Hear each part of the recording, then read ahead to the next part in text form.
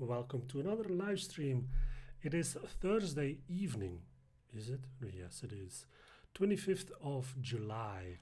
And I know that a lot of people are on holidays, but I had my holidays already, and I'm not planning to take long holidays in the future or in the near future. I'm here to keep building my business and to keep building AI enhanced automations for other people's businesses so they can scale their sales, marketing, and operations very decently using AI. That's what I do. So welcome everybody to the stream. Again, my name my name is Stefan de Vreese from Titanify. Happy to have you here. If you have any questions about what we're doing here live, feel free to put it in the comments, to put it in the chat on all the platforms that we are live, which is LinkedIn, Facebook, Twitch, YouTube, and TikTok, of course. So welcome everybody. Welcome Tierno, welcome Remy, welcome Edouard, welcome user 37 blah blah blah, welcome Emiliana, welcome Amra to the TikTok stream. Happy to have you here. My name is Stefan de Vreese. I'm the founder of Titanify, and we automate businesses using AI enhanced tools, using process automations, using Power Automate, using Microsoft 365, using Copilot, using Dynamics 365, a lot of these tools that we love to use to help streamline people's business, to help streamline their processes using AI as much as we can, because everybody's using AI, so why wouldn't we? And today, actually, we're going to talk about that. We're going to talk about how AI has impacted the businesses and what we should be worried about, what kind of risks that there are involved when we're starting to use AI. That's what we were going to look at, because today or yesterday, there was an ebook released by Microsoft about the risks of using AI, and especially around data governance, everything that is revolving around how to secure your data while using AI. And it's a big topic, even though that a lot of people might think that this is not really relevant to their business, but any type of business that is using AI in any form should be worried, should think about how to use their data, how to secure their data while they're using AI. So I'm going to grab that kind of ebook. I'm going to go through it with you and just talk about it for the next hour or so. And then in the second hour, we will look again at our sales process that we were building inside of Dynamics 365 and how we can enhance that further with AI. So if you're joining the stream right now, thank you for being here. Feel free to put a comment in chat if you have any questions about what we're doing here, what this is all about, who I am, who Titanify is, and what we usually do on these streams. Feel free to put it in the chat. We are live on TikTok, on Twitch, on YouTube, on LinkedIn. So on any of these platforms, you're free to comment anything that you like. While I'm just getting in front of my chat here on Restream, let's just see here. Here's the chat. That's what I need. There we go. So we are live now on 4 platforms at the same time, actually 5, including TikTok. So welcome everybody. Happy to have you here. Let's see who is online. Hey, Emily, welcome to the stream. If you have any questions, feel free to put it in chat. I'm always curious where you're watching from, how you found this stream as well, and what do you expect from me, from the stream, to learn more about. So welcome Puzike as well. Welcome everybody to the stream. Welcome Nabil. Welcome Iris. Happy to have you here. So let's take a look at, thank you for liking the stream, Nabil, thank you so much. So let's go and take a look at the PDF, the ebook from Microsoft that we got regarding about data security in the new AI era, right? So let's see.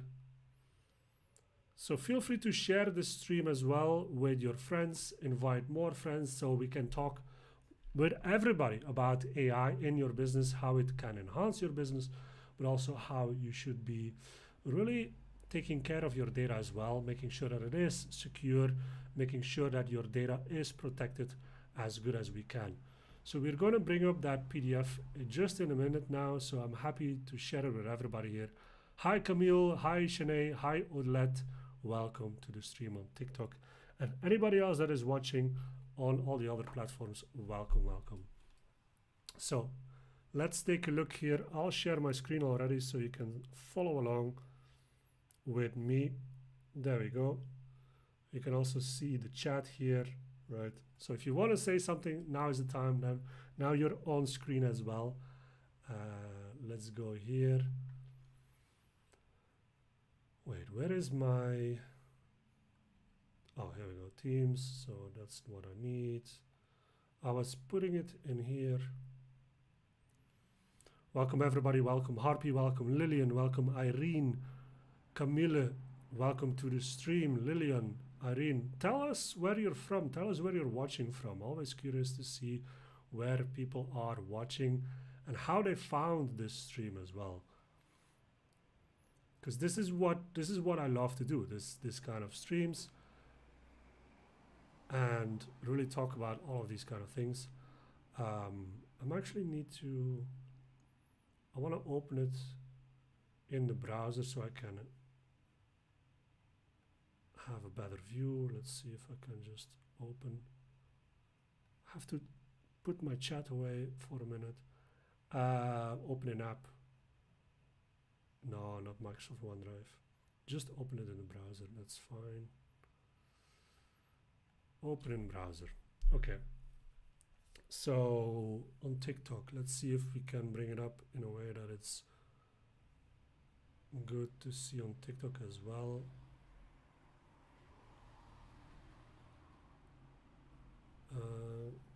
Like this. Is this okay? Pretty much, I guess, right? Okay, so it's an ebook about comprehensive security in the era of AI, building a secure foundation for AI-powered productivity. That's what we are going to look at right now, because it's very, very important for a lot of businesses. They need to know what to do with their data while they're using AI. Otherwise, it can be very risky. If you're not taking care of your data while using AI, it can be very, very risky. So I always encourage the businesses to take care of their data. Let's see if I can do full screen, fit to page. No, I'm gonna do it like this. Okay, so what is this all about? So you can see there are a lot of security challenges in the era of AI, and I haven't gone through the whole ebook yet. I just skimmed through it, and I just want to talk about it with you because I think it's really important. Hey Thijs, welcome back to the stream. Happy to have you here as well. Hey Denkwereld, welcome to the stream on TikTok. So security challenges of the era of AI. Let's take a look at that first. The thing is that, wait, let's see, pivot to a proactive AI security strategy. Okay, that's the second one, so it's an introduction. So this is more about the challenges that they are talking about. Get AI ready now for sure, right? So a robust security posture is business critical for AI readiness. Safeguarding data integrity and privacy is essential to making AI a secure asset for your company, employees, and customers. This, right, safeguarding data integrity and privacy is essential. Why is this so important? Because a lot of people have gathered a lot of the data in their business across multiple years, and the data integrity, well, is left to be desired, I would say, and also the privacy. And you will see in a moment, like, what does that mean? Like, what kind of situations are getting more and more common these days in businesses when we're talking about AI and their data. I really believe that if you have a business and if you're not taking care of your data before using AI, you're definitely doing it wrong. And you are opening yourself up for a lot of issues. Maybe not now, maybe not tomorrow, but for sure in a couple of weeks, months, even years, without knowing what is really going on with your data. Because there's a lot of talk about ChatGPT, about Gemini. Now there's also the Llama stuff from Meta and so on. All good, but what about the security, right? And I know ChatGPT or OpenAI came with the setting right now that you can actually activate the fact that OpenAI cannot use your data to learn their AI models. So that's already a step forward. But there's much more to it than just that, right? So given the data-centric nature of AI systems, the potential for breaches exists. Secure AI platforms play a vital role in maintaining the integrity of AI operations and defending against malicious interference. Yeah, AI uses data all the time, right? Potential breaches are a really huge risk for a lot of businesses. That's why many businesses don't even want to start using, or are afraid of using AI because they don't know what's going to happen with their data. They don't know what their employees are doing with their data. Now, even if businesses don't actively work with AI yet because they're scared, you can bet on it that your employees are already using AI to help them with their work. So they are definitely already using ChatGPT in an unsecured way because they probably didn't activate that setting in ChatGPT that it cannot be trained with the data that they put in there. So I'm pretty sure your employees are already using ChatGPT in an unsecured way with your data, company data, to produce reports, to search for information, and so on and so on. So those are breaches. Those are breaches. You have to think about it. You should be worried about that. You don't know what's happening with that data once it's been put into the system, once it's put into ChatGPT. You just don't know. So that's why this is super important to think about, right? Sami, how do you tell AI how to kidnap? Well, that's a good question, and I guess you should ask ChatGPT. I'm pretty sure ChatGPT has an answer to that, so I would advise you to go there and to ask that question there. AI is just one significant workplace. Wait. Here. AI is just one of the significant workplace changes that require increased security measures. Hybrid work as well, including the implementation of bring your own device policies, also introduces greater complexity and heightened security challenges. Yeah, it's not just AI. These things like hybrid work, bring your own device, people already know about that, right? So they are already making sure that they can mitigate those kind of risks. But AI is, for a lot of businesses, it's very, very, very new. So here are other security challenges. Address growing security challenges. So cyber criminals are getting the credentials they need to succeed in their attacks. Oh wow, with more than 4,000 password attacks occurring every second. Jeez, that's a lot. Today's attackers are already taking advantage of AI to automate identity theft, perpetuate fraud, and orchestrate sophisticated attacks that mimic legitimate user behavior. Yeah, the scammers are using AI for sure. As AI capabilities expand, robust identity management and security becomes increasingly vital. to prevent unauthorized access and defend against AI-driven cyber threats. So these are external threats, right? These are threats from outside of the company. You will see later on that there's also a lot of threats from inside the company. As I talked about this a minute ago, about the fact that your employees are using data within all of these tools, so you're not really sure where it stops. Here they also had a number here. So the average cost of a data breach reached a record high of 4.45 million in 2023, an increase of 15% over 3 years. 4.45 million, the cost of a data breach, the average cost of a data breach. Well, I wouldn't want to have that kind of cost in my company for sure, right? We have a user called Zero. Welcome, anyway. So we have to pivot to a proactive AI security strategy. That's what Microsoft is recommending here.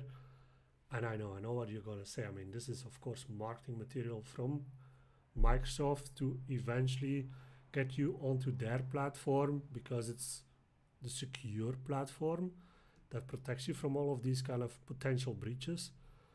But to be honest, and I talked about this before as well, like their tool set, like what they do with Purview, for example, their data governance tool within 365, it's just really, really, really good. It really helps you to protect all of your data. It mitigates all of these risks. Also, insider risk management is part of that. So making sure that your users are not doing anything that they shouldn't be doing, these kind of things. So important stuff for sure. And here you have the number. 70%. Wait. Let me put myself here.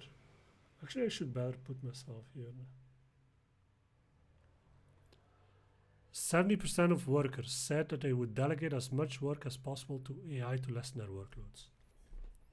70%. That seems right, where a lot of people, they want to do things faster. They might have a lot of these kind of day-to-day tasks to do that they don't want to do anymore, right? These are low-value tasks, and these low-value tasks should be done by AI, basically. And that's where this number is coming from, 100%. Sane, can AI make bombardings? I mean, if you're really worried about what AI is capable of doing, I guess there is a chance maybe that AI at some point will be able to do stuff that we've seen like in the Terminator movies and so on. But if you're looking at the information like from people that are talking about OpenAI and so on, they talk about, what was it called again? That kind of AI that has conscience. You know, I'm not sure how far away they are from that. Can they? Sana, you're not worried, you're fascinated. Yeah, I mean, me too. I mean, it's cool to see what's happening in this world with AI.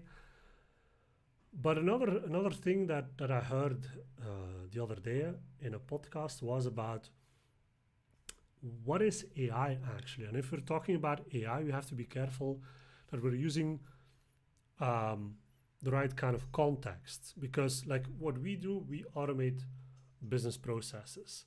So we could say we're using AI, but then it's more like automated intelligence, as they call it. And I think it's a smart way to look at it, because AI stands for artificial intelligence.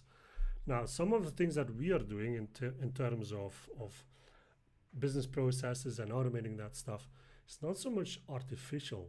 It's much more automated intelligence, where we help the tools make decisions based on data.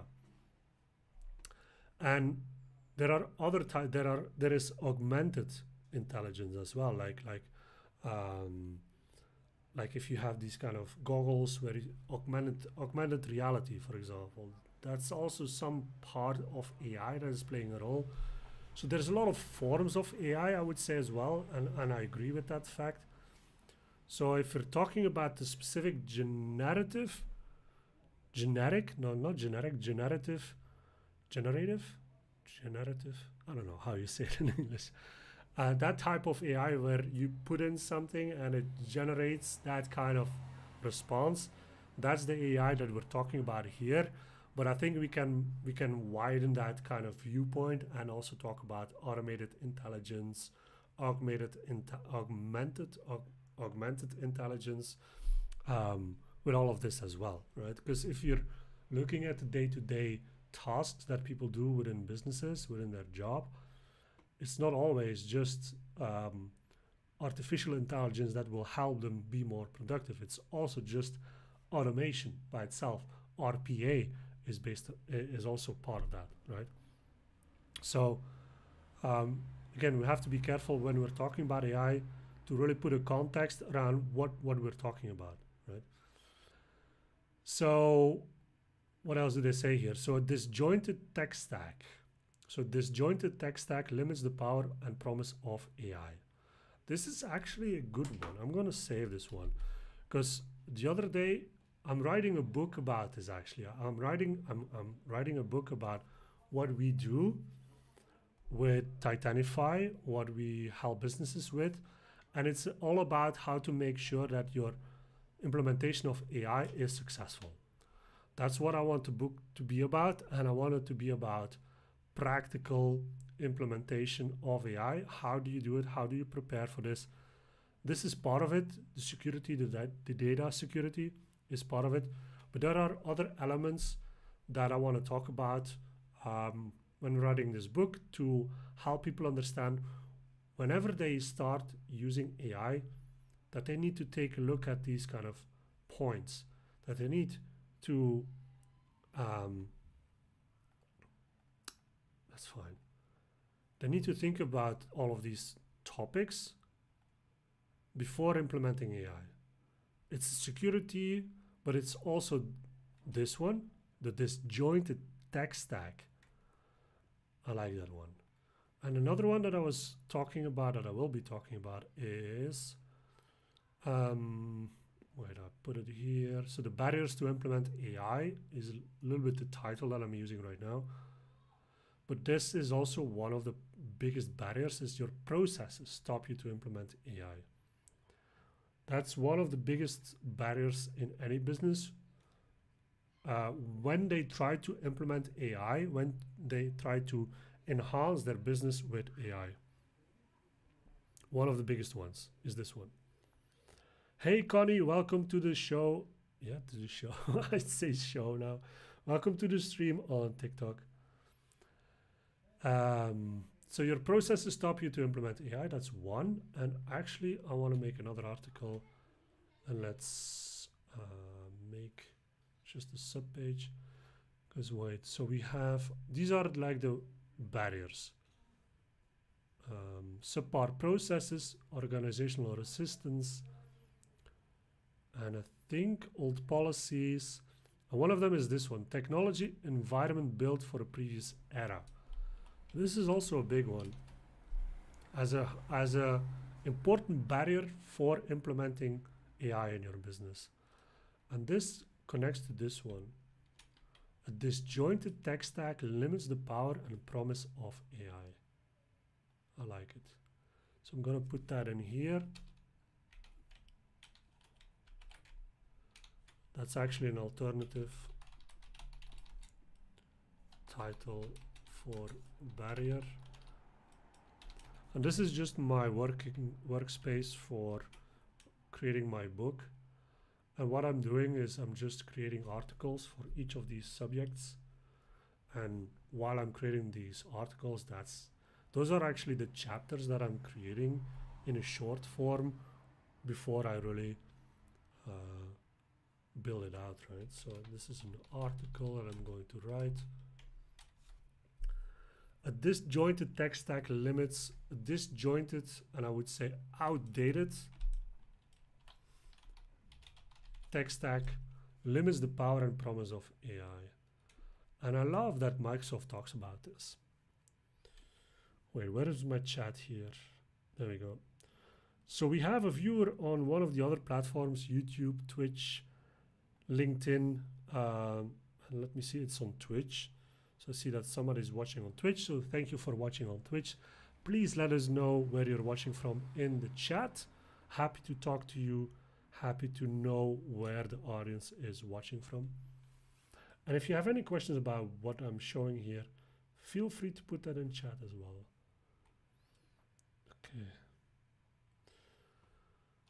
So, what are they talking about? A disjointed tech stack limits the power and promise of AI. To implement AI successfully and securely in your organization, a solid IT foundation is essential.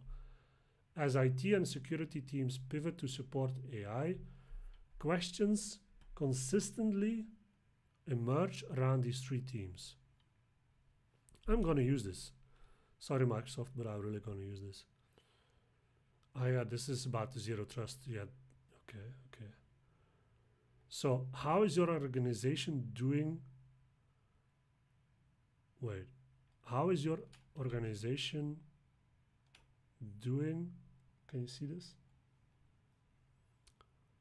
Let me move this.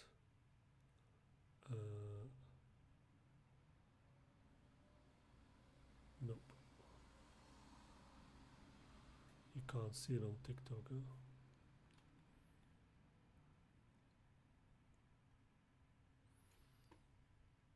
Let me move it here. Yeah, there we go. So, questions to ask yourself, like questions consistently emerge around these three themes. How is your organization doing with zero trust security strategy? How can you tighten access controls and minimize security breaches? How well are you protecting your data and enforcing data governance policies? And how do you make sure that your employees have secure access to the latest best-in-class productivity applications? That's a good one, because this zero trust security strategy, data governance policies, and best-in-class productivity applications, these three work in synergy. And these are the questions that emerge while thinking about supporting AI in the business. Now, the zero trust is an interesting one. It's a concept. I think it's a concept really from Microsoft. And it's not always as easy to understand what it is. So let's check here. So key strategies for secure and modern work. Implement zero trust. Yeah. The foundation of robust security. So what do they say? AI introduces new vectors for security risk. But they don't really explain what is zero trust.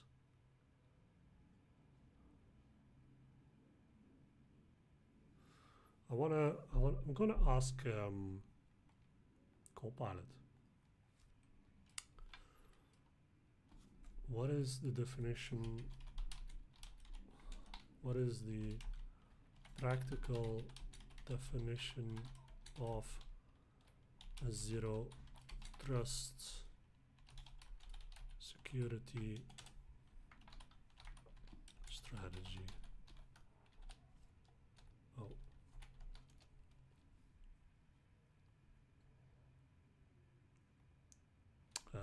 That's why. Wait. Come on, Copilot. Here. So I'm asking Copilot, what is the practical definition of a zero trust security strategy? Okay.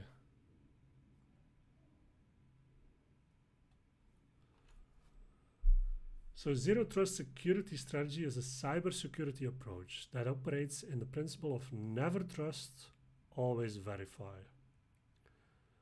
This means that no user or device, whether inside or outside the organization's network, is trusted by default. Instead, every access request must be authenticated, authorized, and continuously validated before granting access to applications and data. So the key principles of a zero trust strategy: verify explicitly, use least privilege access, so limit user access with just in time. This is more and more relevant. This is what I see with a lot of corporate organizations which we are helping, that they limit user access with just in time or just enough, more just in time, I guess, than just enough access policies.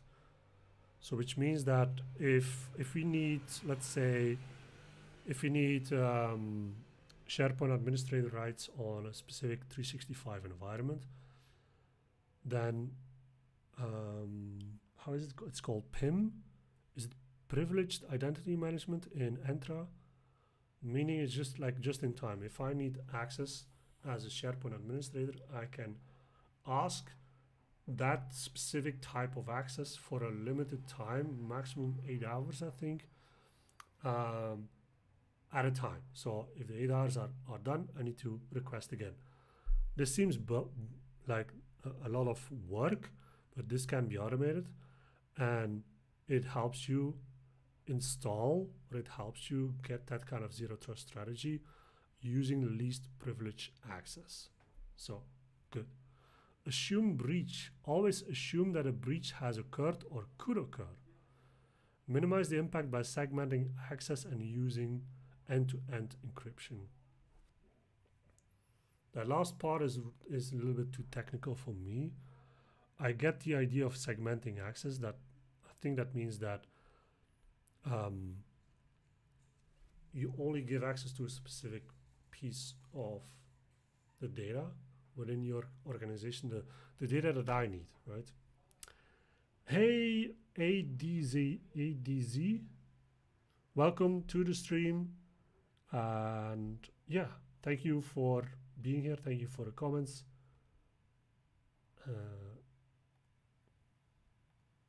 I'm sorry if I'm not always as responsive, because I am looking on this screen. If I'm looking on this screen, I do not see immediately the chat.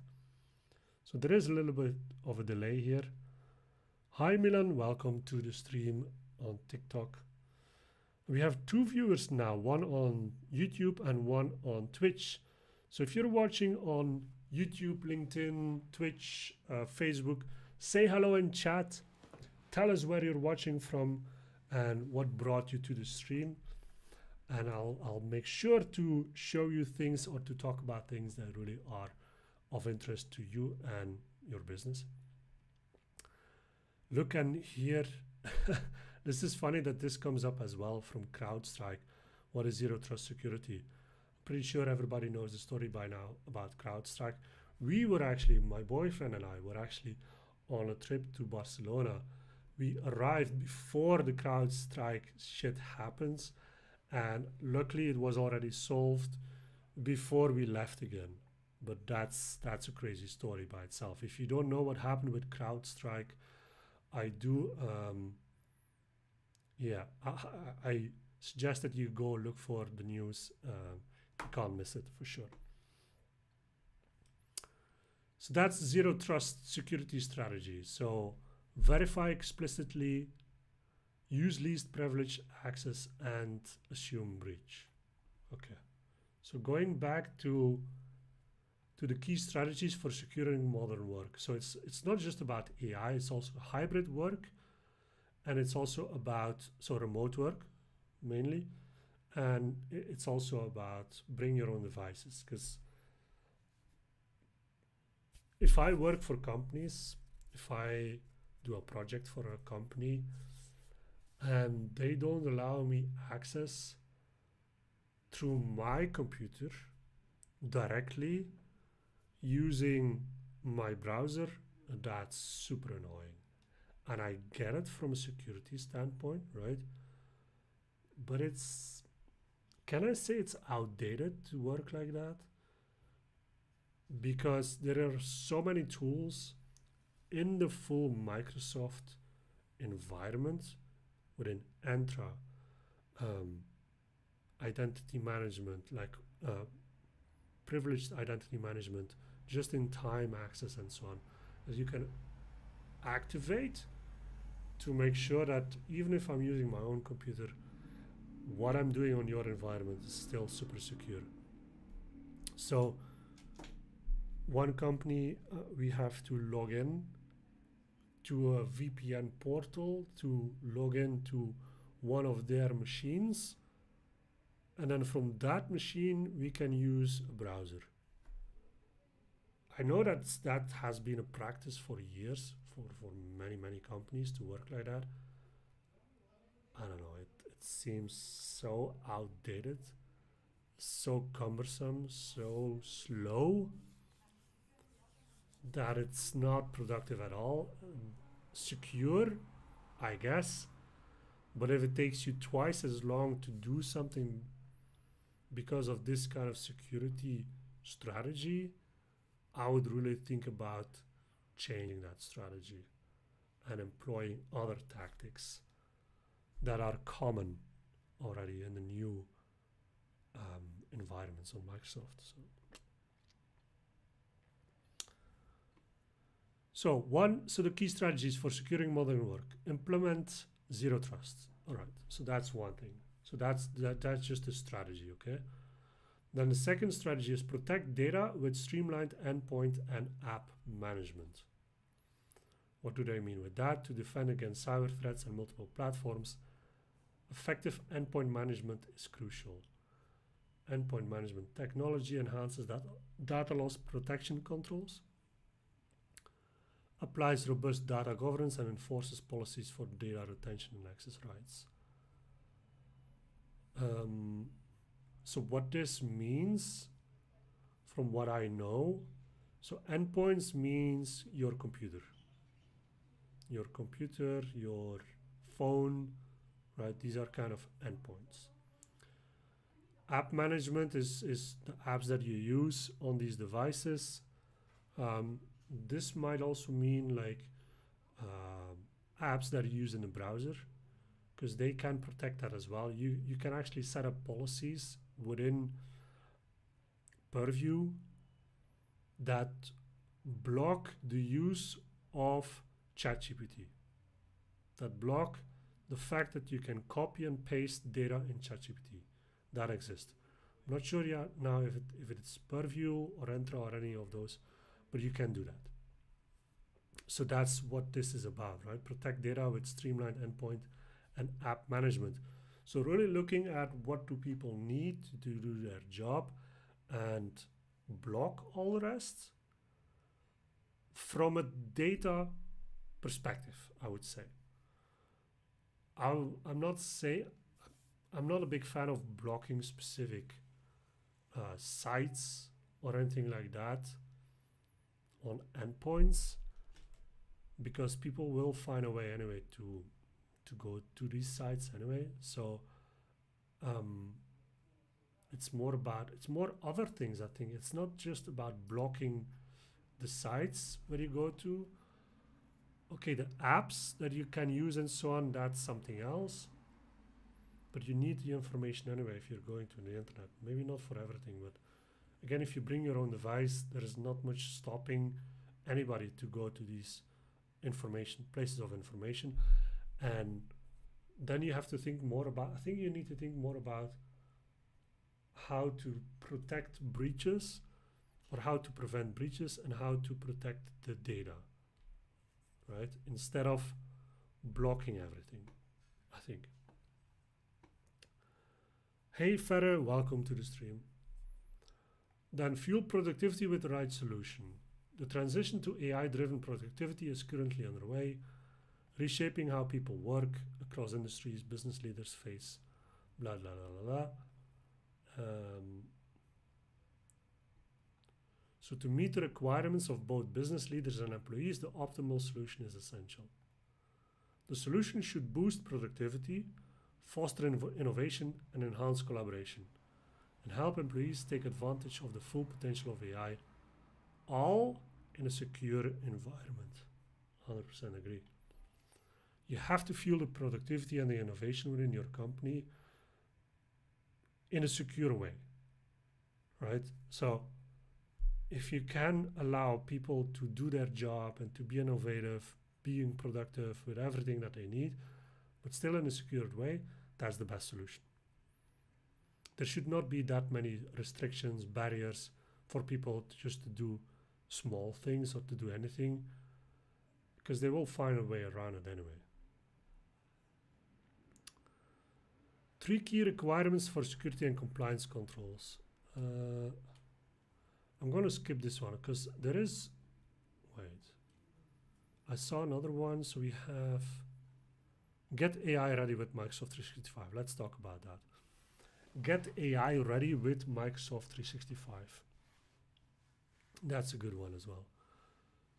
So here are some of the steps that businesses should take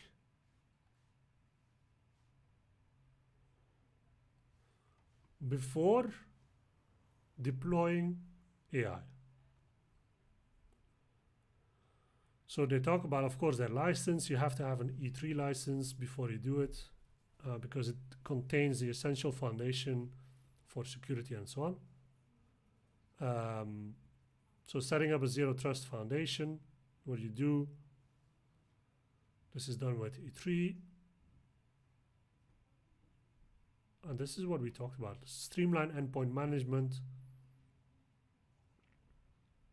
Told you before, this is marketing material from Microsoft, but it still drives home the point of making your environment as secure as possible before you implement AI. Drive productivity and collaboration. Here, get everyone connected and working together. Yeah, you have to transition to a single cloud-based platform for sure.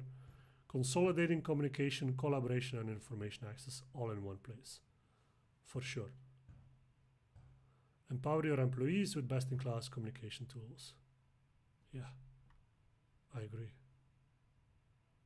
So these are the 3 points. For sure, they're all pointing towards buying licenses with Microsoft 365 and Teams. And this says, safely introduce the power of AI to your employees. Now, let's see what else.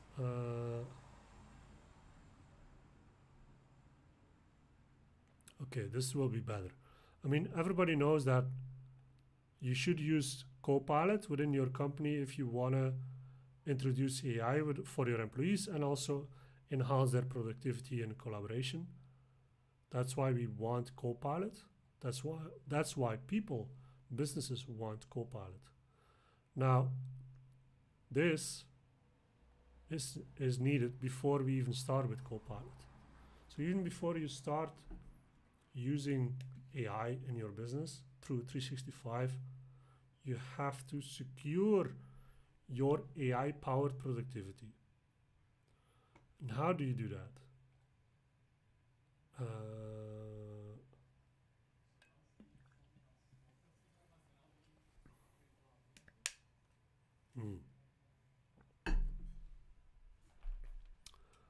Yeah, that's a lot of fluff actually. I thought it was going to be more in depth. So what it essentially means here is that they say like, yeah, just use Copilot to use AI in a secure way. I guess so, but not without implementing these kind of security strategies. Here's some numbers, some marketing numbers. 64% spend less time processing email if they're using Copilot. 71% save time on mundane tasks. 75% save time on finding whatever they need in their files. And 85% got got to a good first draft faster. This first one, 64% less time processing email. Yes and no. I've been using Copilot for months now. If I'm looking for a summary of a full email thread that is way too long to go through every email again and again, this makes sense. There's another scenario where people would say, okay, make a summary of the last 2 weeks of my emails. I've not really used that before. Because the results, while they point you to the right direction, you still need to go through every single email to know what's happening. So, yes and no. 71% save time on mundane tasks. Depends on what these tasks are. With Copilot, I would say the mundane tasks around creating reports from meetings, yes. Creating tasks from meetings, yes. Creating or asking specific questions around information in a meeting, yes. Other mundane tasks, I have to think about it. Look, if I have to think about how I'm using it, I'm pretty sure other people feel the same way. And I've heard it before where using Copilot is really good. And I think, look, like this, like what I did here before, using Copilot to ask this, yes, I use this all the time. I use Copilot in the web just as I would use ChatGPT for asking questions, more so than I'm using the search results, to be honest. Because this gives me a summary of the information that I'm looking for. So this, yes, 100%, it saves me a lot of time, a lot of headache trying to find the right information. This is also Copilot. Now, if we're talking about Copilot in Microsoft 365, that's another thing. 75% save time on finding whatever they need in their files. I would say so, yes. In my business, in people's businesses that I help, there's tons of information. And sometimes, for example, we need to come up with a new quote for a customer, or we need to find information from an old project from the same customer to be able to create a new quote for that customer. If you have to do that using traditional ways, without AI, without Copilot, you waste a lot of time. You waste so much time and you don't even find your information because people don't adhere to best practices in terms of information architecture. And that's true for everybody, including me. I'm not saying that I'm perfect at it. I'm trying to structure my data as much as I can, right, within teams. If you're looking at how you structure your teams and your channels and so on, making sure that they are structured in a way that you can easily find the information without using search is one way to make sure that you don't need to search for it and you can find what you need. But this can be built, this thing has been building up for years now. So the data in your business has been building up for years. So to find something about a specific customer from 5 years ago that is relevant to create something else today is very hard, very, very, very hard. And this is where 100% Copilot excels. I heard it, actually heard it today in a meeting. They call it, I think, unlocking. It's unlocking the data. It's, yeah, I need to find the term.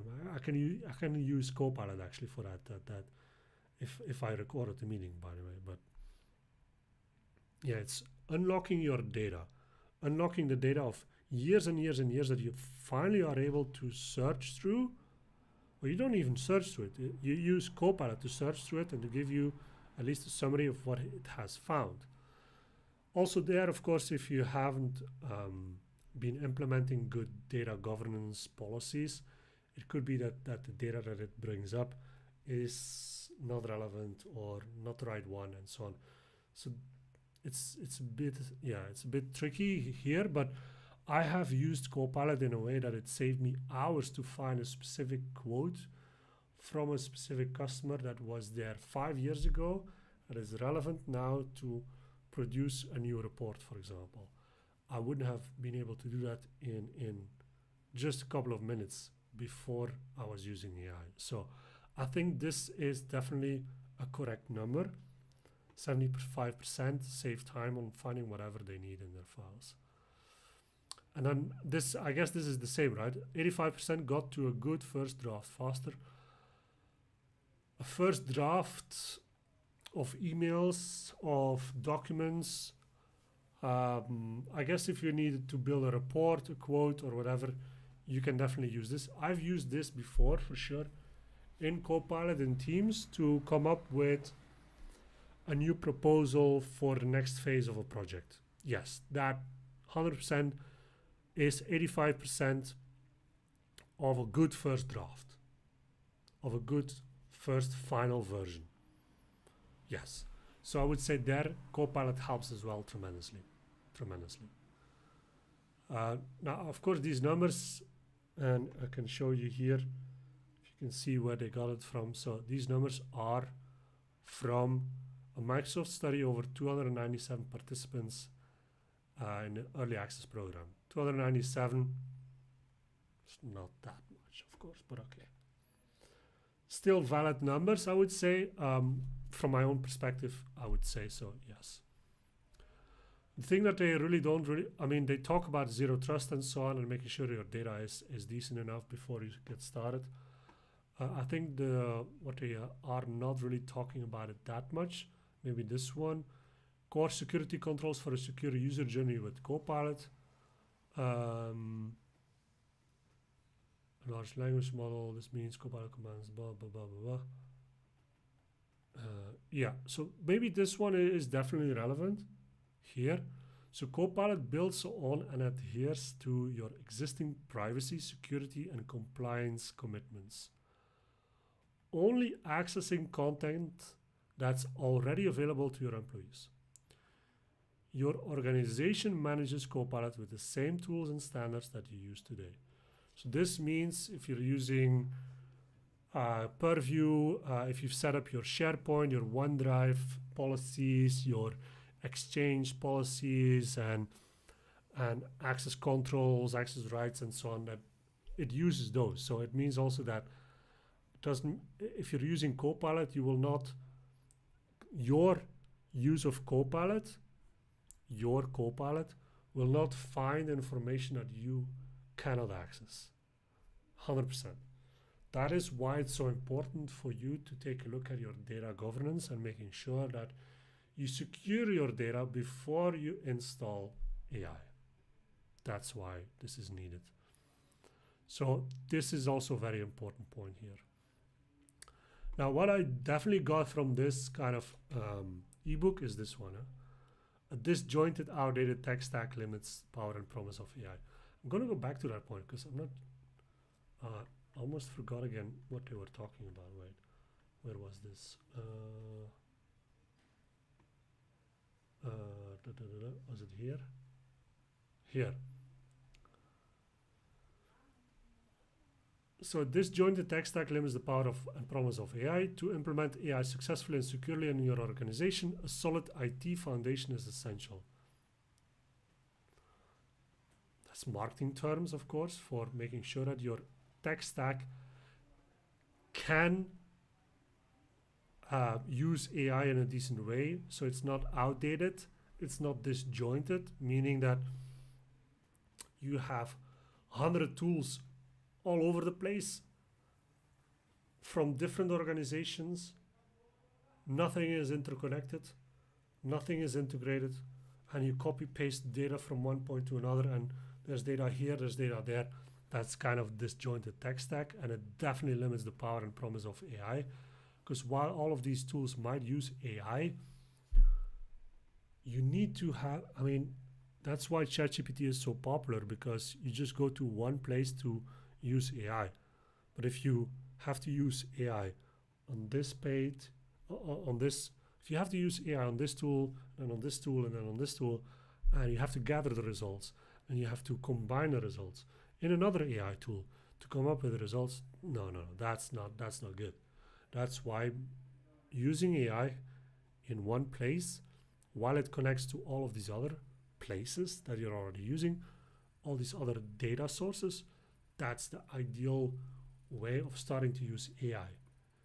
Because otherwise you're just spending more time in all of these other tools just to use AI. That should not be the point here. That's why I definitely like the fact that within Copilot in Teams, and I can show you. So here we have Copilot in Teams, and one of the options here, just to show you, is you can add plugins. And out of the box plugins is the web content, but also Dropbox, for example.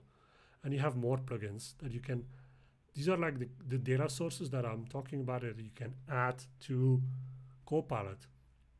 So if you have a disjointed tech stack, maybe you're using Jira, Trello, what else, Dropbox, you have one page CRM, you have, oh my God, all of these other tools, you can actually add them as a plugin into Copilot, so it can use that, you can use that, there we go. I'm not inactive TikTok, god damn it. So all of these plugins, you can use these data sources to link to Copilot and to do stuff with it. So that's what I really love about it.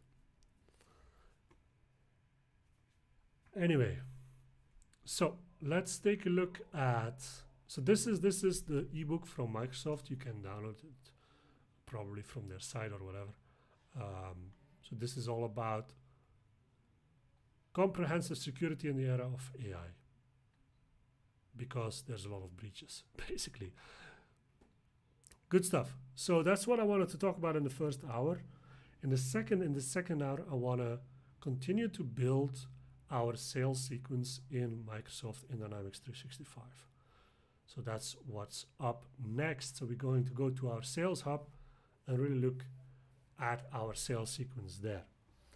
If you have any questions about what we first talked about, just feel free to put it in chat. Happy to talk about it. All right, let's go to our sales sequence.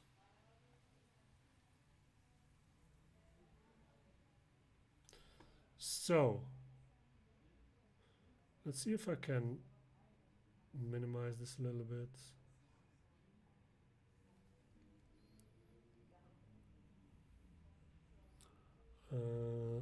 Something like that. And sequences. Then we have our scorecard here. Okay.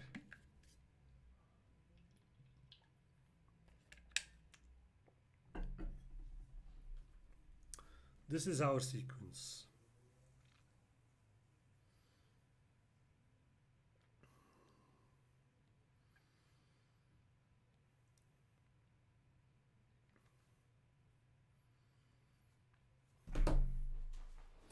So this is our sales sequence that we're using right now for anybody that is completing or starting our scorecard. So we have a scorecard.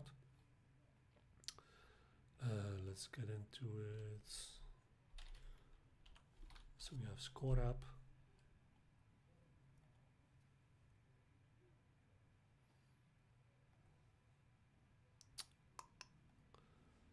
I have to open my other browser.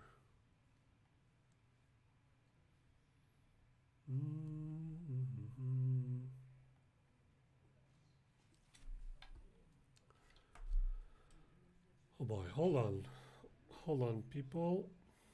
I need to take a look at my credentials here.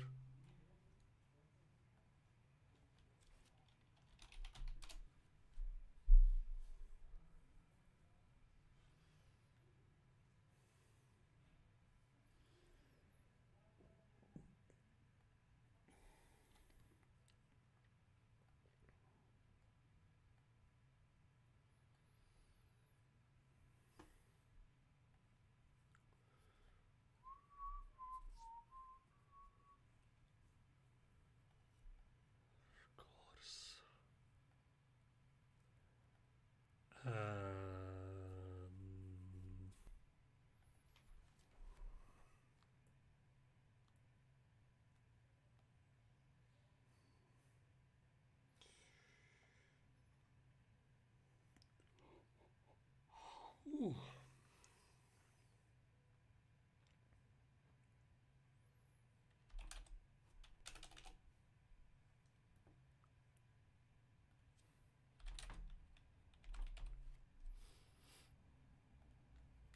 Okay.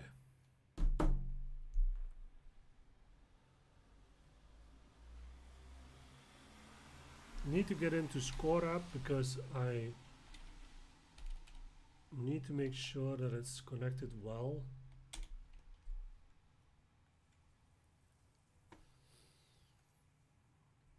Hey PCLVBN, welcome to the stream on TikTok. We still have one person watching from Twitch, so I'm very grateful for that. Thank you for sticking around. Let's go here. Oh yeah, perfect. So we have our scorecard here. This one. And we're gonna integrate this one. So we have webhooks. Yes, so actually this is okay. We don't really need anything more. So this sends information to a webhook, and the webhook is within Power Automate. And within Power Automate, we actually start the sequence. And when we start the sequence, so we wait 1 hour, then we send an automated email. So remember that I said last time that this actually can replace MailChimp in terms of email marketing, because we can create our own email templates. So this is the one that I'm using here. This looks like shit, but believe me, it looks better when it's being sent. I hope so. Then we can do a condition here. We check the value, and here we check the value of the total score. So we have scorecard, total score. And then if that is 0, so if this means that they haven't finished the scorecard yet, then we say, we do another check actually. And here we say if it's greater than 50, wait a minute. Oh no, first we say if it's greater than 0, yeah. If that's yes, it means that they have finished the scorecard, which is great. Then we do another check, which is depending on the score they have, if it's greater than 50,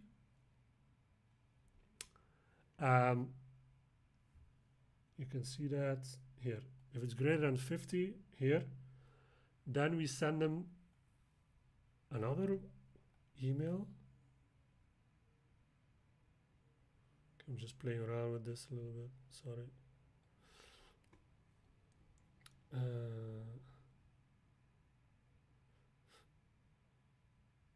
Leon. Hey Leon, welcome to the stream. Not sure what you want. Welcome anyway. So we have this field value, we have this condition. So if it's greater than 50, so they're doing well. If they are below 50, they're not doing that well. And then we want to send a automated email that talks about the fact that they are below 50. Now here actually, what we can do here, instead of sending a generic email that talks about, well, you're below 50, we can actually send an email that takes their total score, and we can create a generic, not a generic, an AI generated reply on this. But to do that, I want to have more information, and the total score is not enough here, because in the Score app itself, this is a great feature of the Score app.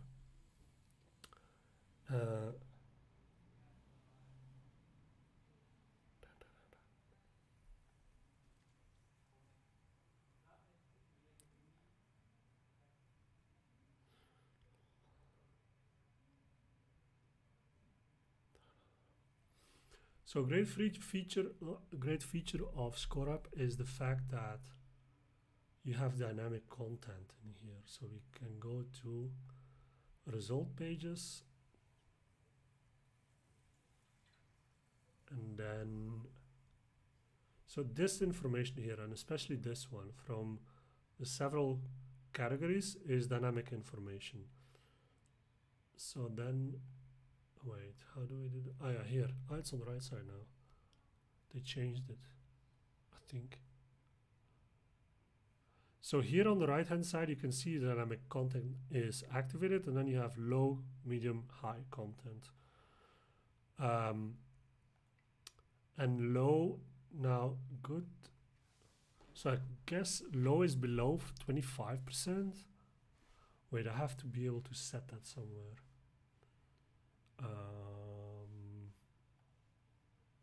What is low? Page settings. Colors? No.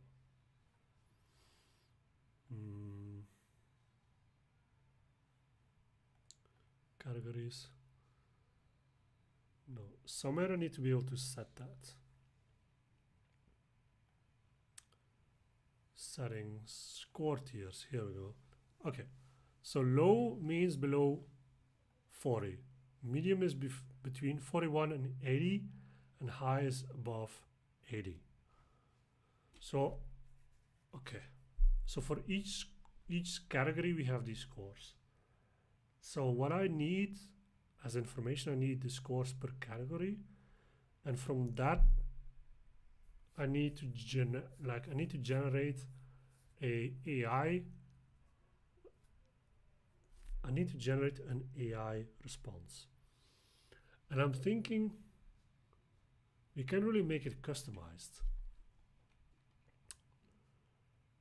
But first, so look, I'll show you what I want to do. So thinking here, so we have our Power Automate.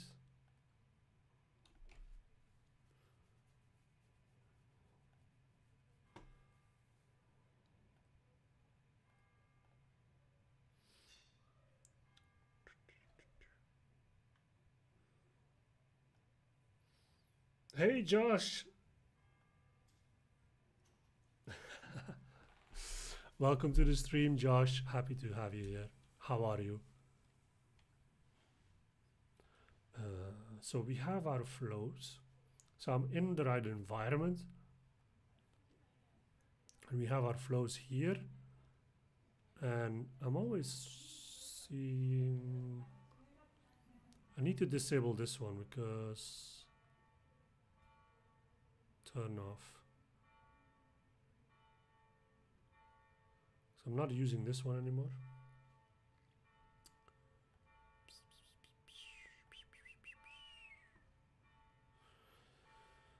This one failed for any reason. This one was succeeded. This one was because they didn't finish the scorecard actually. Hey Zara, welcome to the stream. So this one, I think I need to use this one.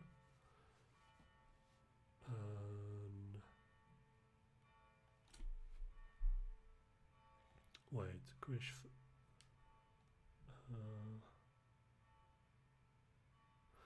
Yeah.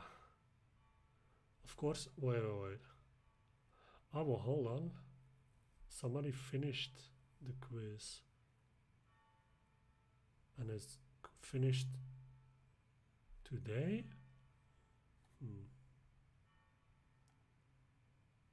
Did they finish today? 25th, yes, they did. Why? Why did it not trigger? I don't see a trigger here.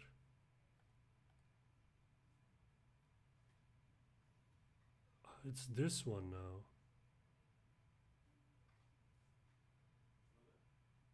No, I don't get it anymore. So I turn this one on, but this is the one that it triggered. But that's not the one that I'm using right now. Right?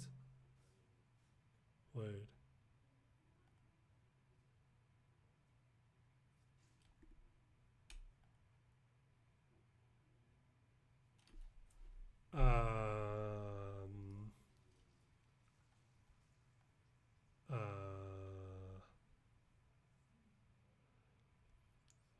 making it myself very difficult now, huh?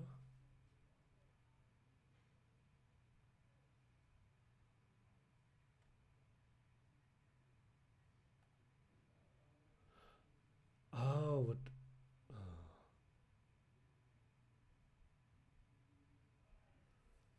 Yeah, no, this is not going to work. This is not the one that we're using. However, it's using premium, so I'm not. Oh, wait. Yeah, it's also using premium. This is the one that I want. Because this is the one that I was building.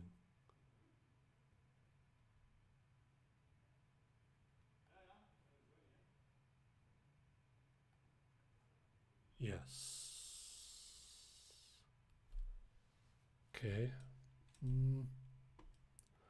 Hey, employment news Boulanchar from YouTube. Where are you from? I am from Belgium, actually. Where are you from? Employment news Boulanchar. Shar? Boulanchar HR. Is that? Probably. Hey, Josh. Welcome again. Or Jones.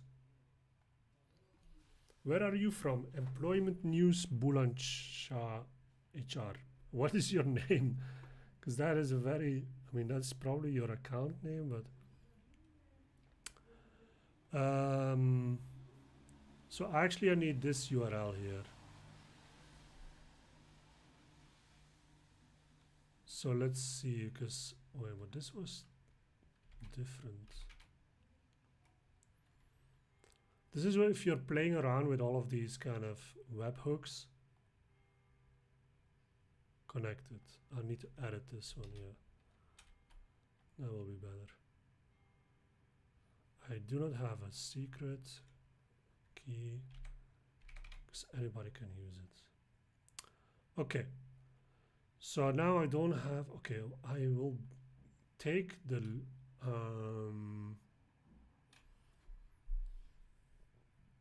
I need the latest payload from the quiz. That's what I need. You are from India. Actually, Bulandshahr is a city in India. I hope I'm pronouncing it correctly. I'm not sure. But welcome anyway. What is your name? Because if I have to say employment news Bulandshahr all the time, it's a bit weird. Can I not leave this now? I just want to leave this. I haven't changed anything anyway. So let me go here. I take the latest run, which is 6 hours ago. That's good. And now I'm going to take here the payload. So inputs, this one. This is what I need. Event name, quiz finished, data, blah, blah, blah, blah. This is what I need. So I'm going to copy this payload and I'm going to use it on the other flow.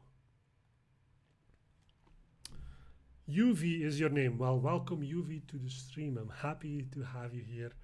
You're watching from YouTube. And yeah, it's cool to be able to talk to people while I'm doing all of this on live, on a stream. So tell me, what is Employment News Bulandshahr?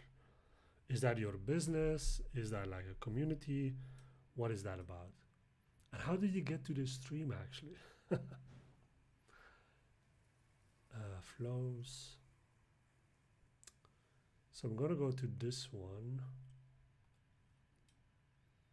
because I need to change the payload here, I'm pretty sure. This is going to change. And I'll have to do the quiz myself probably to be able to test this. So type object event name. Yeah, we have this one. So event name, quiz finished, data, blah, blah, blah, blah. Okay, done. This gives me a schema, yeah. That's giving me this. Okay. So I'm going to use that one now. Save. These three are a little bit tricky because this is to be able to get to the right JSON. I just need to check here. This is JSON 1. Let me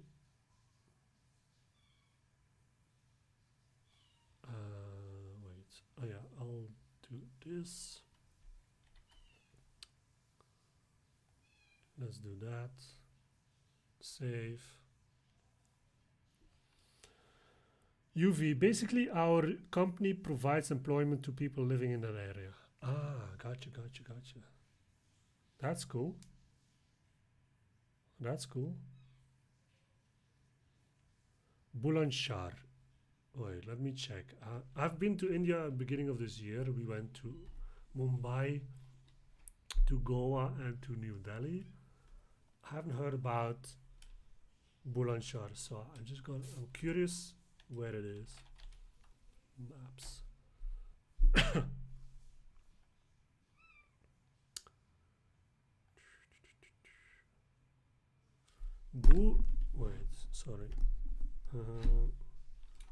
Bulandshahr here.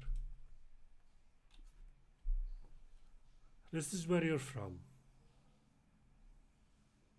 Ah, it's close to New Delhi. It's around New Delhi. Look at how big India is. Oh my God.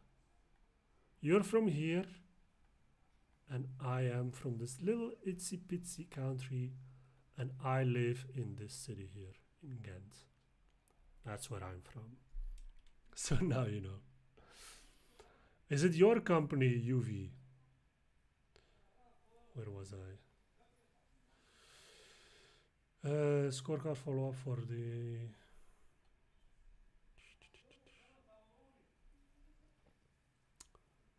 So I had this one, I was okay. Let's save this one. Not sure what it's going to do in chat, let's see. Ah, it's not your company, okay. So are you using AI in your company, or are you using anything that I'm showing here, like Microsoft 365, Copilot, Dynamics 365, and so on and so on? Are you using any of that? Okay, now I'm going to do the scorecard myself. So anybody that is watching here and that you want to try out this quiz to help me out, you can go to, I'll show the URL, wait, I'll put it on, how do I put this? I can actually do it like here, I guess. You can go here. Why is it twice? I don't get that. Anyway. Here, this is the quiz, so you can help me out and test this. So I can see if my automation is working correctly.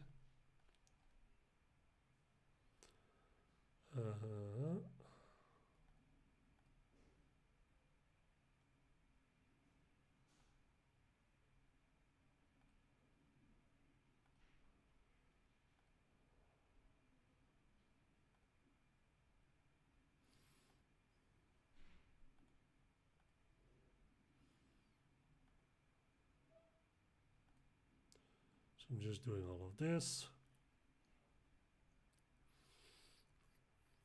You don't have a laptop.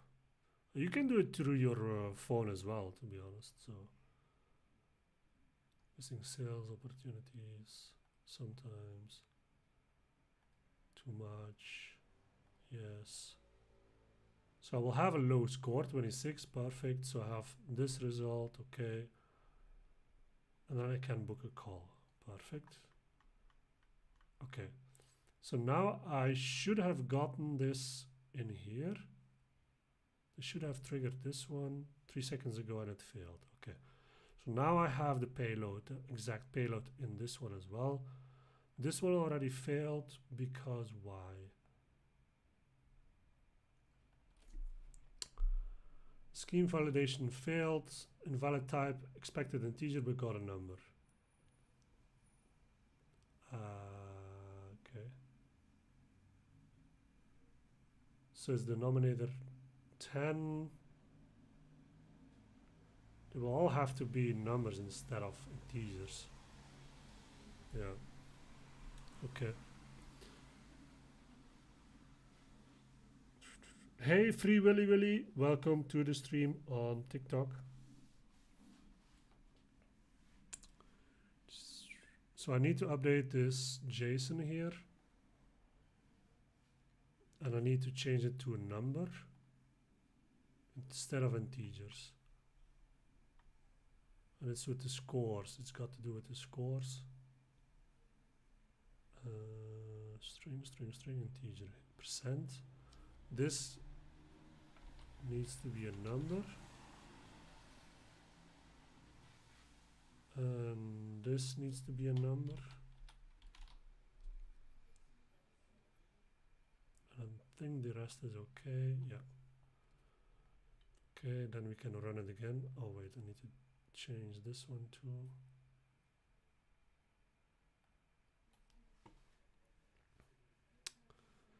So UV, are you using AI in the company where you're at? Boolean, strings. Where is the integer? Here.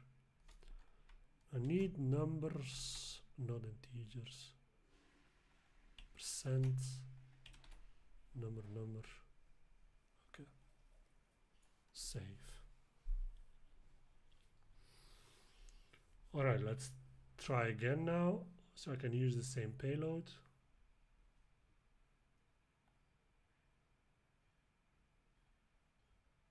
Oh, and this is a new one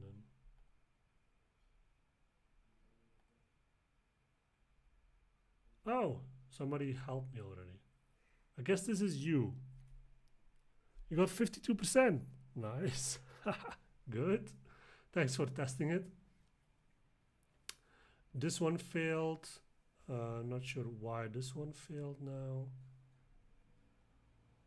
Yeah, but but you already did it before I finished the second one, which is okay.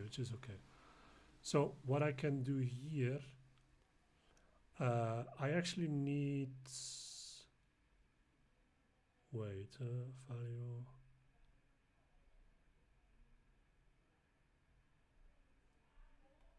But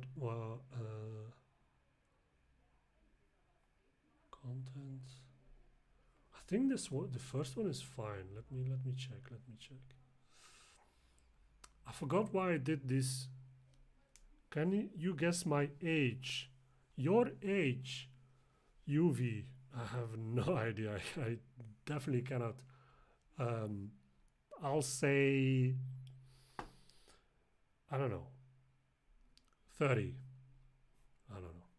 I have no idea. That's a very difficult question. Wait, I'll just make sure that I just keep the same one. Okay, let's do it again. 46. Wow, that's a good age. Wait, and this one succeeded. Why? Which one is this one then?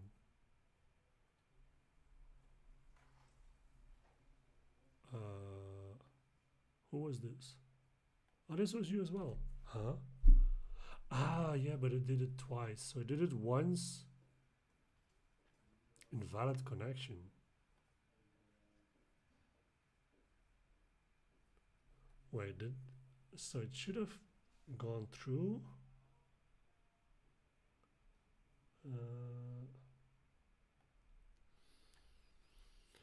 Okay, thanks UV for being here. Good night over there. And yeah, hope to see you again soon.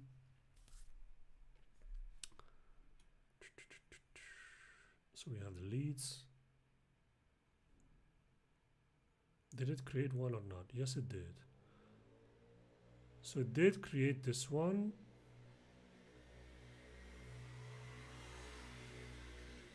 That's good. Ah, yeah, so this is the first one that it created.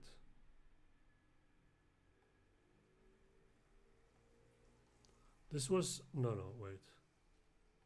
This one was the first one that it was created. So it created a new record as a lead and it added it to the sequence. Perfect, that's what I need.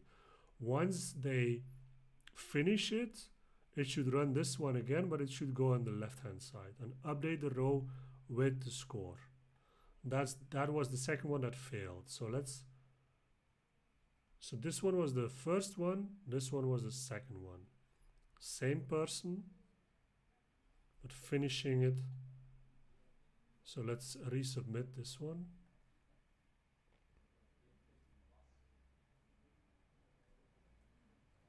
Okay.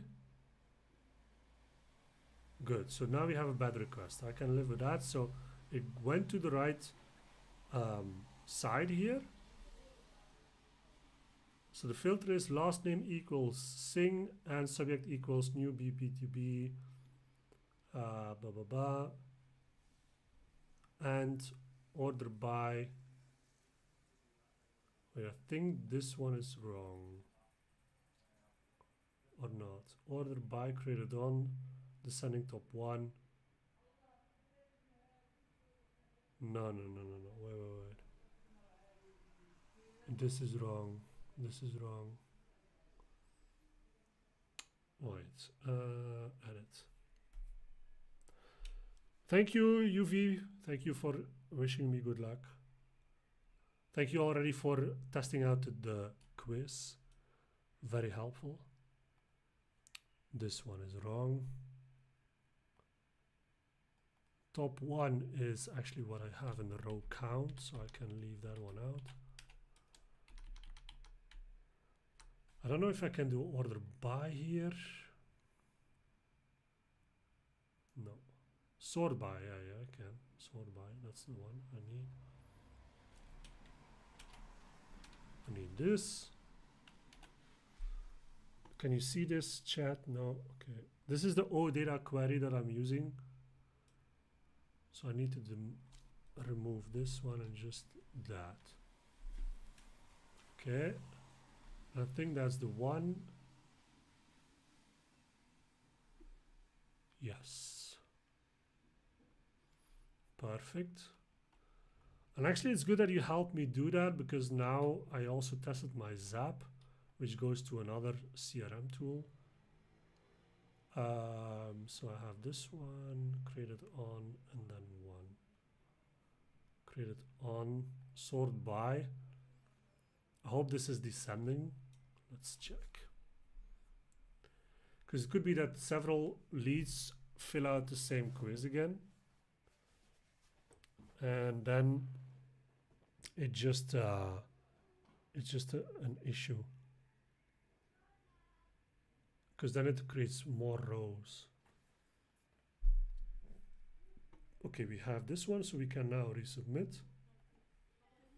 And if this works, this is perfect, because then we can add more information to it. So this is the one. Wait, this is another one.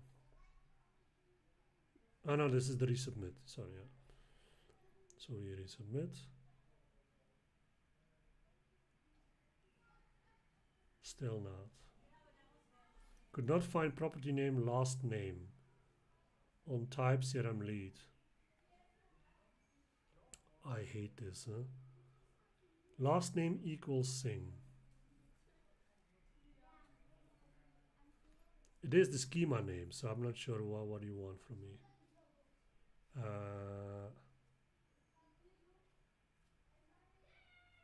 On type CRM lead. Okay, so we have to go to the tables. Let me go back here.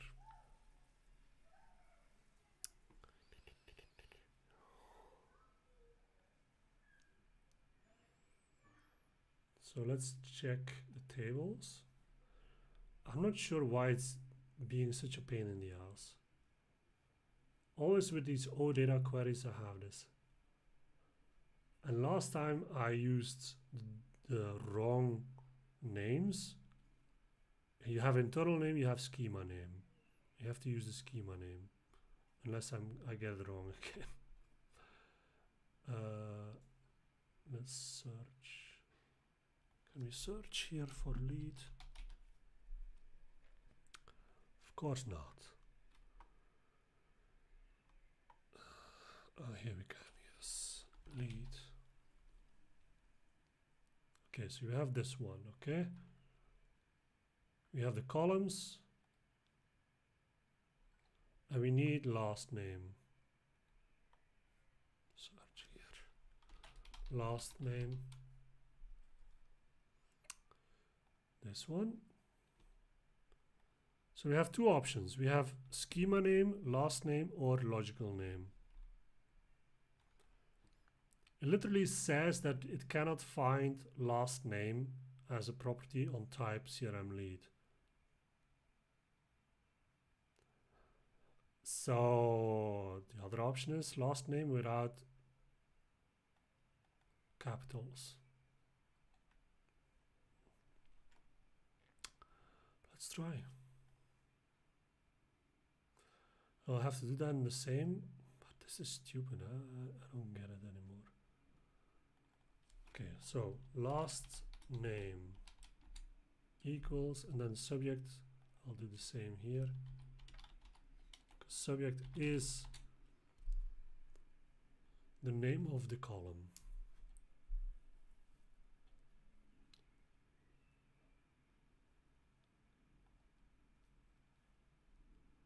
Okay.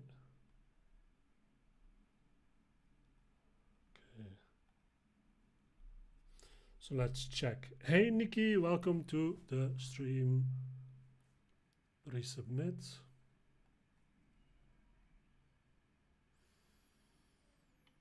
Still not. Cannot find property name created on.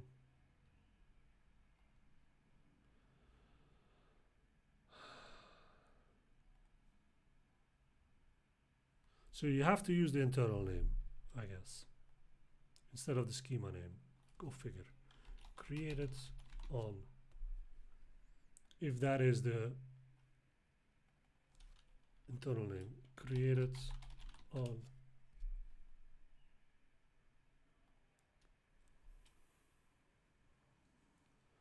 And for God's sake, I know for a fact that I was struggling with this so much.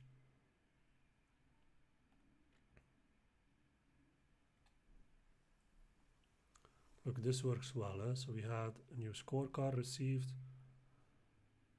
I noted this down. Where did I put this? Flows. I've put it somewhere. Now I forgot.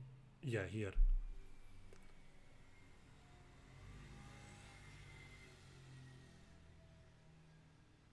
So here, look. So it's super important, I say, to use schema name of fields in a query. I made a mistake to use the logical name. Now I'm using the schema name. It doesn't work. So what do I need to do? I need to use the logical name. Then if that's the fact, then I'm pretty sure they changed this again in the backend, Microsoft. Because this was not working. Just when did I put this? Beginning of the month. I literally said this. For fuck's sake.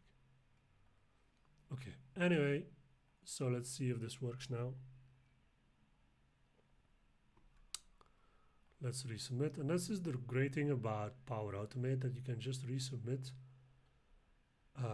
runs. And if you resubmit, it uses the newest version. I love that. So let's resubmit.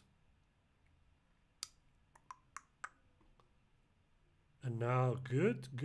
So list rows is good. I should have found one. No, it did not. Could not. Wait.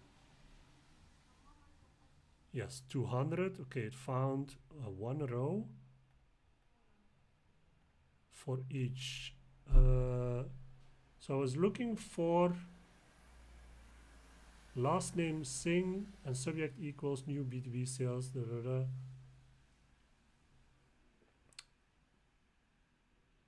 Yes, okay. Order by created on top one. 200. And what did it find?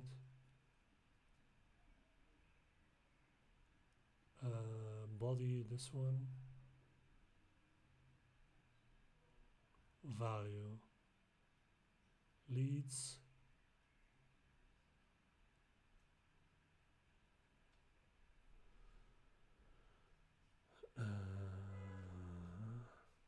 here.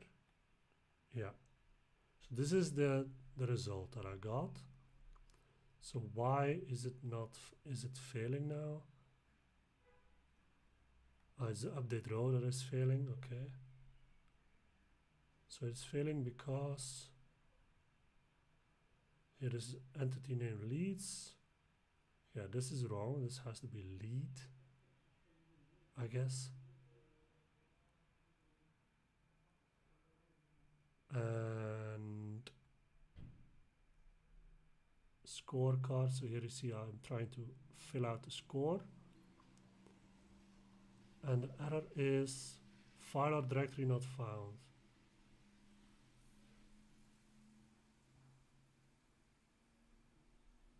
So it does not not find the lead based on the ID here, record ID. Ah, but this is wrong.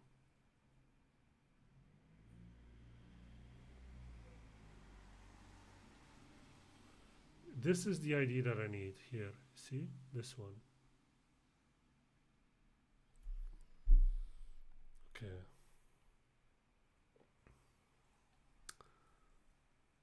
So here,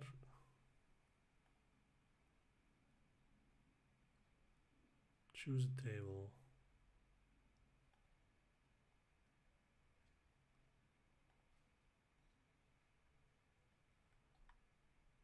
Oh, yeah, this leads. Okay.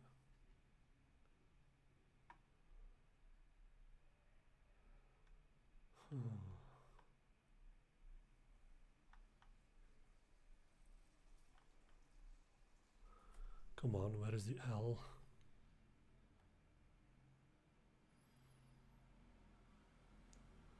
Okay, LM. Lead here.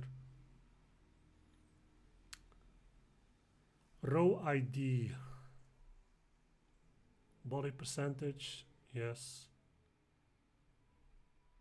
So I need a row ID, but data ID. So I'm not sure what I have to fill out there.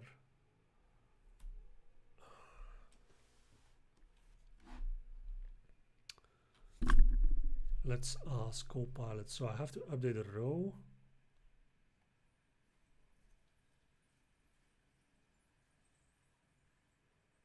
Wait, well, what I can do is I can parse JSON and then see from there. That might be the easiest. So let's save this one. Welcome G to the show. Welcome to the stream on TikTok. Let us know where you're watching from. What is your name? Where do you live? And how did you find us? So I have this. Okay, let's check. I need to have the payload here so I can parse that. So the outputs. No, give me the outputs. No, not here. This one. Parameters and here. This body. This one. So that's what I need. Targets.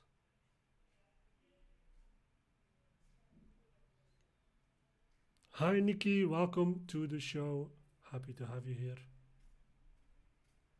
Yeah, this is the one. So I'm going to use this one, this payload, to parse into JSON. So I'm going to copy this, going to edit, and then do a parse.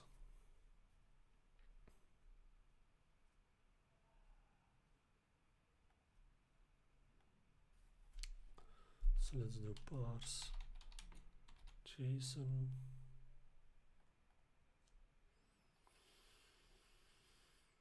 I have the schema here. I can use done, and then here is the output from list rows. Yeah, think it's the body.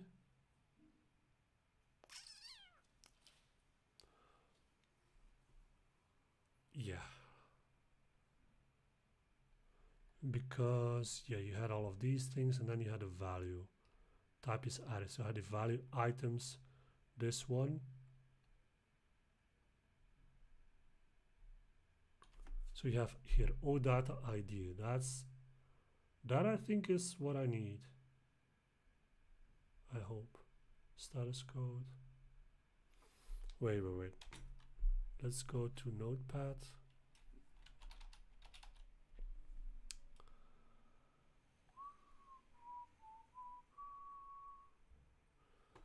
Just a sec, chat. 1 second. I need to see the schema. So this is the payload that I have. So you can see here value, and then you have the items. This is one item. This is a lead. Now you can see here, this is not the ID that I need. The row ID is what I need. I think this is the ID that I need. I don't need all of the other fancy stuff. So here, lead ID. That just might be it. Lead ID. Because I don't really have anything else. I don't have a row ID or something like that. So let's use that one. Here. Well, we have. Wait. List rows and then.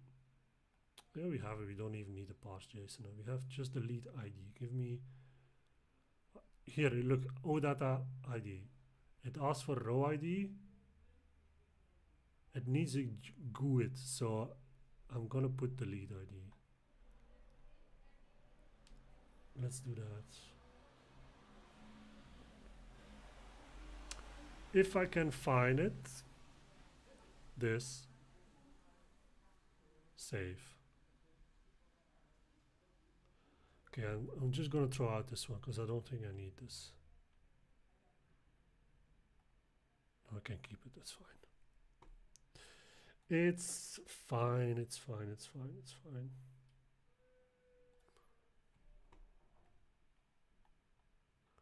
Is it saving it? Yeah.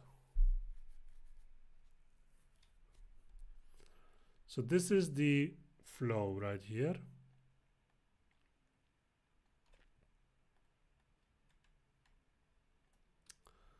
List the rows. So if somebody finished the quiz, it captures the information and it looks for if the total score, no, if the status is actually finished, okay, then you go to the left side. I want to get the latest entry of that lead, and then I want to update the row with the total score. That's what I want. That's it.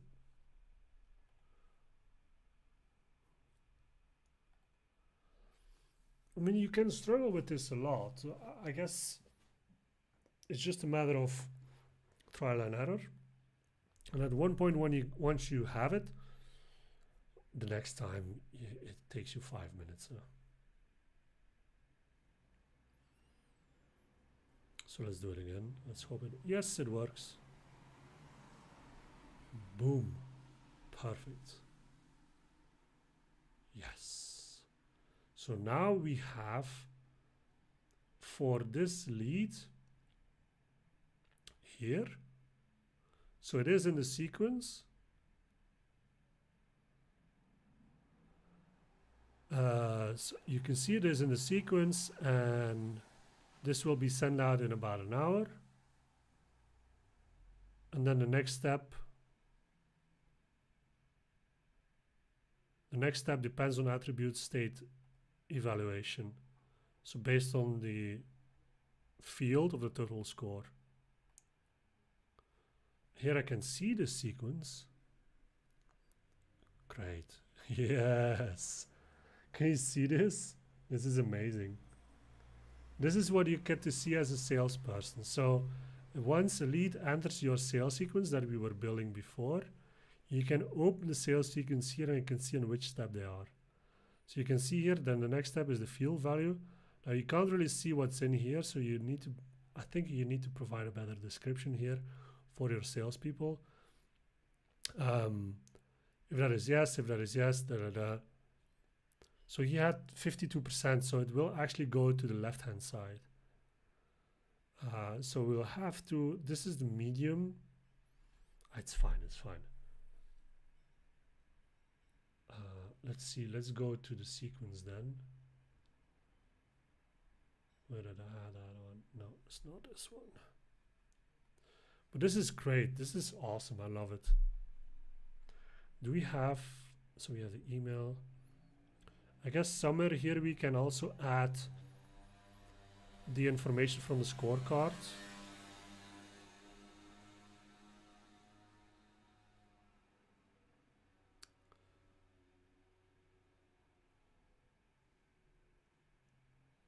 Scheduled to send on 8.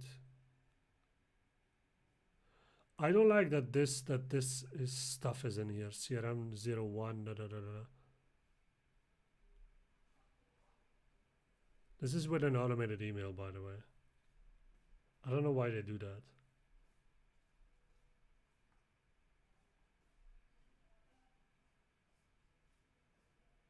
8:08 p.m. See, sending in 35 minutes. I can skip this step, I can preview, edit email. If I preview, look, I mean, this looks horrible. Why do they do that?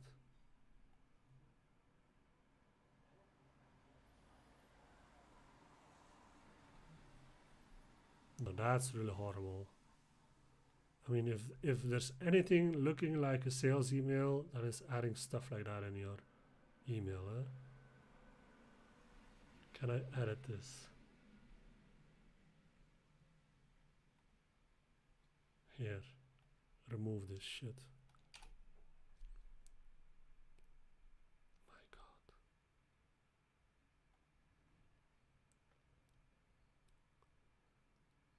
Maybe it's a setting. Maybe it's a setting. Maybe I have to look. It uses the name.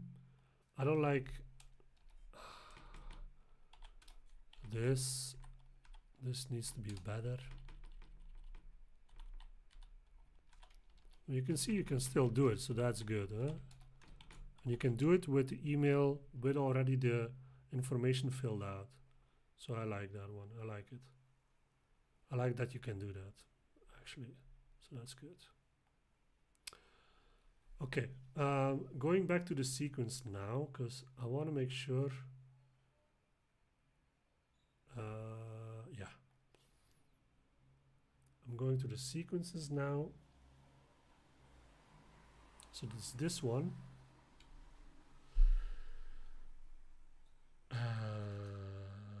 Connected leads. Yes. And then go to the lead again. What was I trying to do here again? Now I forgot. I'd use the attribute, so it will use the right one. So, okay. What if I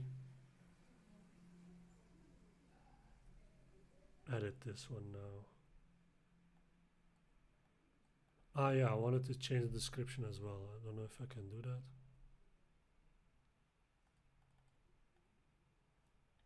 Properties. I cannot change the name. They should be able. We should be able to change the name, Microsoft, please. Because otherwise, it's useless information for a salesperson. I mean, just field value. What does that mean? Doesn't mean anything. Follow-up email went below 50. So this one, and then we can end with this. I need to create a new email. A little bit the same email as this one, but this should be below.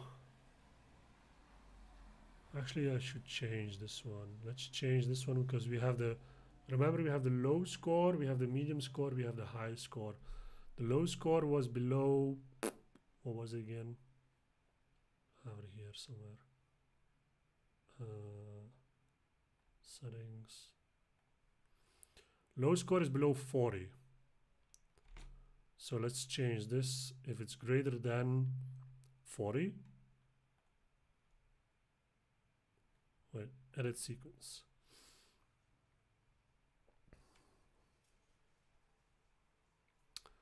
Greater than 40, that's what I need here. So if it's greater than 40, no, so which means it's below 40. I need to adjust also the template actually. Let's do that here. 40, I cannot. I need to change it. Okay. Fine. So yeah, let's do that first. Let's just activate this one below 40 instead of 50.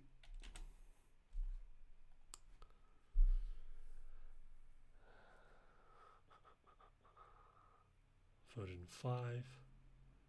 I have to go to my settings. So go to personal settings.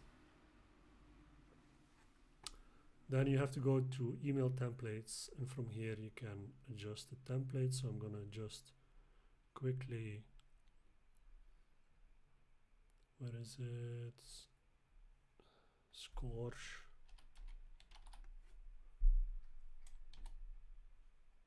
This one. To change this one.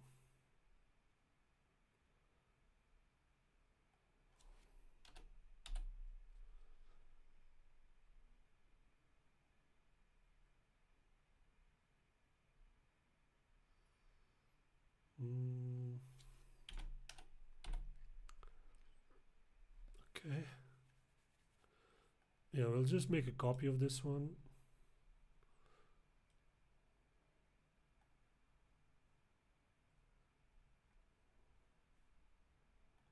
To use for the other side of the flow. Copy. Where is the copy? Copy. Just copy this thing. Why is this so difficult? Oh boy. Okay, let's just copy that. Copy and paste it then. Microsoft, if you're watching this, give us the option to just copy email templates, please. So we have a new one then, and it's scorecard follow-up 2 scorecard follow-up number 2, because it's at the same step, but it's about 40 between 40 and was 80. Yep, create.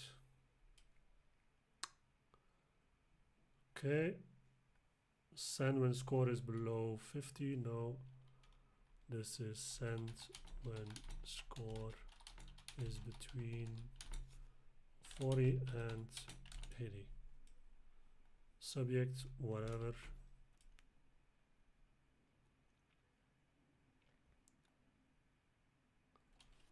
Is average. I'm not even sure. I should be able to actually do this. Is an insert a dynamic field and then use our score. OPQRS.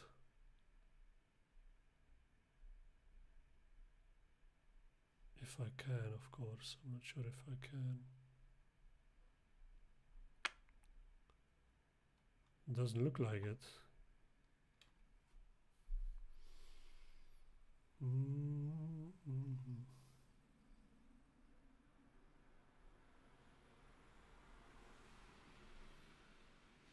Oh no, wait, record type needs to be, no.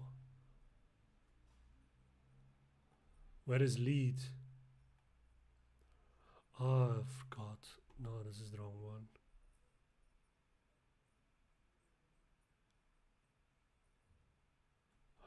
Shit. Category, this is user, it has to be lead.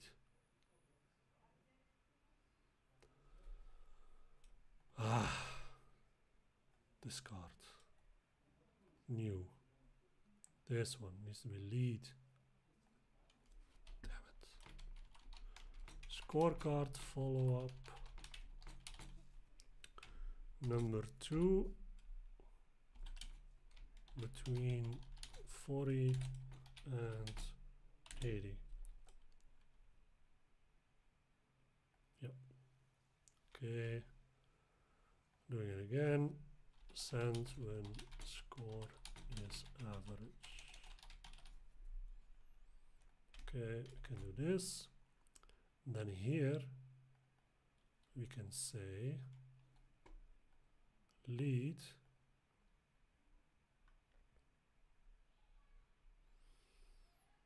scorecard. There we go. Insert. Perfect. Now we have the dynamic data from the scorecard into a dynamic email. We're just going to send the same email. I don't care right now. What was the subject? Good question. Let's call it test for now. Just copy and paste it from the other one. Anything else missing? Save. Okay.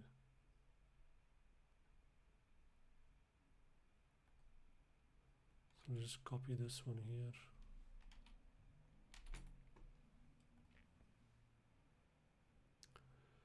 Ay, Marika. This one needs to go. Delete. Yes, I need this one. Can edit the subject line and just save it. Then I go back to my sequence. And then I can use that email on the left hand side. I can edit this one. And then because Sing was in there as a lead, and then I can do this. Send an automated email. Average score. Email template, this one. No. Not that one.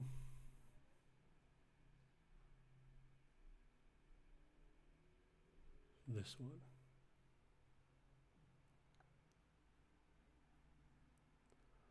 It's not below, but okay. I'm just checking, so oh yeah, we have to add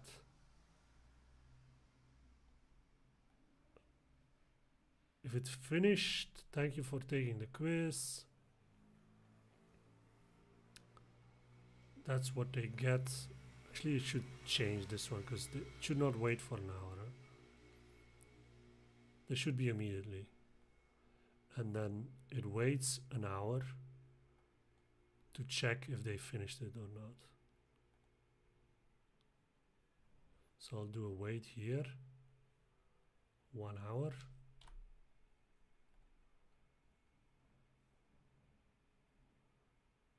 And I'll change this one. I'll remove this one. Now I'm not sure what is going to happen if I do that. Activate. Your changes will not affect the leads currently connected to the sequence. You can add new leads to the new version. So it means that the people that are in the sequence right now, they do not get the changes. Yeah, okay, we need to come up with something for that because that could be an issue down the line. Because if then they are in a waiting situation here and then you add new mails, then they would not get these emails.